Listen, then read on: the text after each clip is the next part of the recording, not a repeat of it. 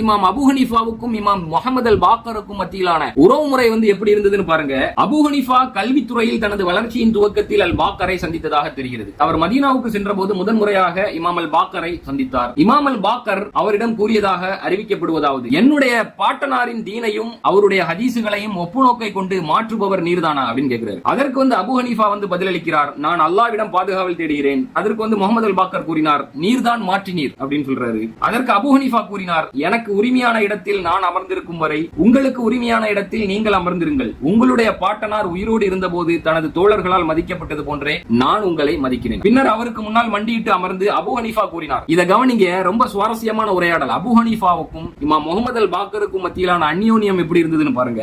In fact with all the differences they had, அவர்களுக்கு மத்தியில் இருந்த அனைத்து கருத்து வேறுபாடுகளோடும் அவர்கள் எவ்வளவு சகோதரத்துவ உணர்வோடு உரையாடுகிறார்கள் என்று பாருங்கள். இன்ஃபேக்ட் இந்த கருத்து வேறுபாடு ஆரம்பத்திலிருந்தே வருது. அபூபக்கர் உமர் ரலியல்லாஹு அன்ஹு அவர்களுடைய கேலிஃபேட்ல இருந்து இந்த டிஃபரன்சஸ் ஆஃப் ஒபினியன் வருது, கருத்து வேறுபாடு. ஆனா ஸ்டில் அந்த கருத்து வேறுபாடுக்கு அப்பாற்பட்டு அவர்களுடைய உரையாடலை பாருங்கள். அபு ஹனீஃபா சொல்றாரு, நான் பதில் தர வேண்டிய 3 விஷயங்களை உங்கள் முன் வைக்கிறேன் அப்படின்னு சொல்லி கேட்டுட்டு, யார் பலவீனமானவர் அப்படின்னு கேட்கிறாரு, ஆனா பெண்ணா அப்படின்னு. இமாம் முஹம்மது அல் பாக்கர் பதில் சொல்றாரு, பெண் தான் பலவீனமானவர் அப்படின்னு. அடுத்து அபு ஹனீஃபா கேட்கிறார், ஒரு பெண்ணின் பங்கு என்ன? அவர் பதிலளித்தார், ஆண் 2 பங்குகளையும் பெண் 1 பங்கினையும் பெறுவார்கள். அதற்கு அபு ஹனீஃபா கூறினார், இதுவே உங்களது பாட்டனாரின் கூற்று மற்றும் என்னுடைய கூற்று. நான் உங்களுடைய பாட்டனாரின் தீனை ஒப்புநோக்கின்படி மாற்றியிருந்தேன் எனில் ஆண் 1 பங்கினையும் பெண் 2 பங்கினையும் பெற்றிருப்பார்கள். ஏனெனில் பெண்ணே ஆணை விட பலவீனமானவர் அப்படின்னு இமாம் அபு ஹனீஃபா சொல்றாரு. ஏன்னா இமாம் முஹம்மது அல் பாக்கர் இமாம் அபு ஹனீஃபா மீது ஒரு குற்றச்சாட்டை வைக்கிறார். அந்த குற்றச்சாட்டுக்கு இமாம் அபு ஹனீஃபா எவ்வளவு அறிவுபூர்வமா பதிலளிக்காரு பாருங்க. அடுத்து அபு ஹனீஃபா கேட்டார், எது சிறந்தது, தொழுகையா நோன்பா? அப்படி